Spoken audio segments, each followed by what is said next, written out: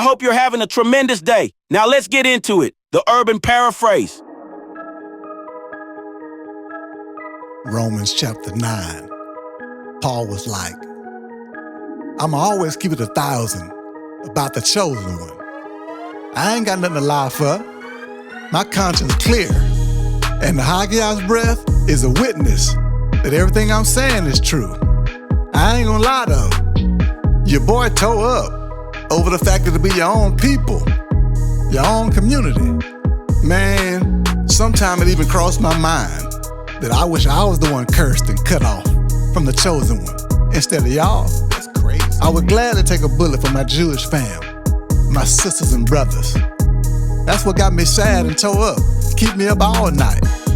The doctrine I spoke about earlier and getting the spotlight, along with the agreements and being chosen to receive the rules, the church services, and the promises, it all started with the Jewish fam.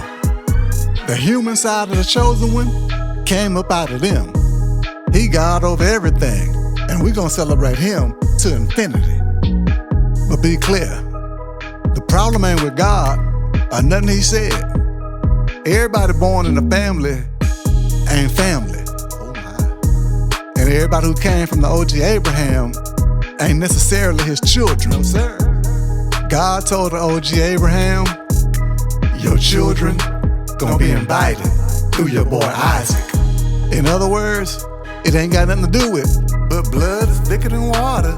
This ain't about blood relation, fam. God's children are related through the promise.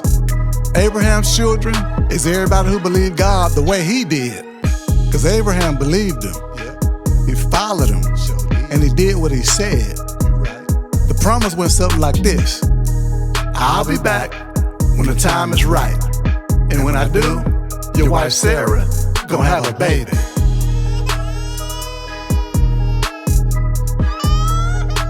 And when his son Isaac grew up, he married Becky, aka Rebecca. And eventually, he impregnated her with twins. But before Becky gave birth, God told her, the older twin gonna obey the younger twin. Mind you, this before either one of them was born, and before they had a chance to do right or wrong. That's just how God decided it was gonna be. It ain't got nothing to do with what you do, what you got, what order you was born in, none of that. It's all about God selecting who he wants to be a part of his big plan. God even told one of the OGs, I love me some Jacob, the young twin. I can't stand me some Esau, the old twin. So what we gonna say about that? God ain't fair? No, never that. But like he told the OG Moses, I'ma show kindness on who I decide to show kindness to. And I'ma be sensitive with the one I wanna be sensitive with. It is what it is. It ain't got nothing to do with you stressing and straining, but it's all about who God decided to show mercy to. One of the OGs wrote about King Pharaoh in the sacred journals. They said, Pharaoh, this is why I raised you up, so I can show my power through you, to get a spotlight and give the people all over the world something fresh to talk about. Me. We all know how Pharaoh did our people. He made them slaves in Egypt. Dude wasn't on the up and up at all. I can't stand it. But God showed kindness to who he want to show kindness to. And he make hard-headed who he want to make hard-headed. Fall back now. I already know one of y'all finna be like, well then, we can't help it. Why God out here blaming us for stuff when he up there shot calling everything? Y'all hilarious. Who y'all think y'all ought to be questioning God? You ain't nothing but skin and bones. How the thing that was created gonna ask the creator, then why you made me like this? That's the equivalent of a lump of clay questioning the pottery professional. The potter got the right to use that clay. It's theirs, bro. For important stuff or simple everyday stuff. What you don't know is the level of restraint and patience God used with the people who deserved to be punished before he actually did it. And what if he was just trying to get us to see the magnitude of his wealth and just how deep his spotlight went by the way he showed kindness And not just his kindness to us, the Jewish people, but the non-Jewish people too. Just like God told the OG Hosea, I'ma call people my people, who ain't really none of my people. And I'ma call old girl my lover, when she ain't really none of my lover. Yeah. Then in the same place, it was told to him, you ain't mine. It's gonna be told to him, y'all are God's children.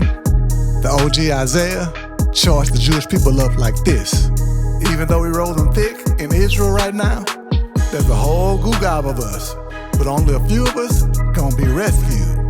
God about to get a world one more good lecture, and whatever he say about to happen, gonna happen quick, fast, and in a hurry. The OG Isaiah also said this: if God, the military leader, didn't leave some Jewish kids, our population would have been no different than Sodom and Gomorrah. Benito, done.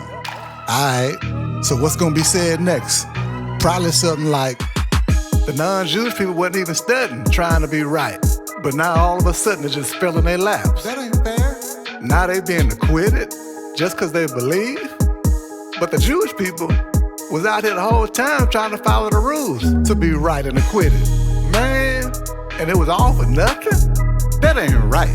It's because the Jewish people went out there trying to work for it and earn it, instead of believing like the OG Abraham did. They got tripped up. Well, people usually get tripped up. But just like God told the OG, look, I'm laying a stone in Jerusalem, and people gonna trip over it. Not just a little buckle, but they gonna fall all the way down. The people who believe him know, ain't gonna be humiliated and embarrassed like everybody else.